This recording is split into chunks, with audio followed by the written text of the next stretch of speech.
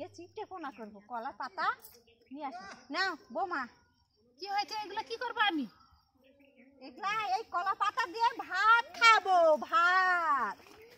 এগুলা আপনার মনে হয় থালা বাসন সব শেষ হয়ে গেছে। স্টিলের থালা দিয়ে থালা ভাত খালে সাবান যাবে, হাতের ক্ষয়নটা যাবে, ওগুলা কে মাঝে ঘষে খাবে? ওই তো বলেন না যে থালা বাসন আপনার হাত খালে দিব, হাত হয়ে যাবে, ওটা না। বলেন যে আমার সাবানগুলো সব শেষ হয়ে যাচ্ছে, ওই জন্য সামান্য একটু সাবানের জন্য ওই জন্য আপনার জিউটা কি একদম বের হয়ে চলে যাচ্ছে নাকি? তোমার জন্য ভালোর জন্যই বলছি বৌমা, ভালোর জন্যই বলছি।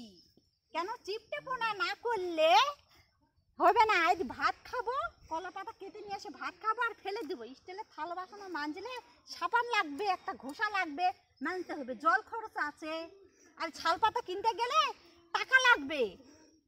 তখন কি করবে? কলা পাতা কাটে নিয়ে এসে তো টাকা লাগবে না, পয়সাও লাগবে না, এটাই সুবিধা হবে। যেমন ভাত খাবো আর ফেলে দেবো। সর্বনাশ, এত কিপটা লোক আমি দেখিনি। আই এম তো অবাক।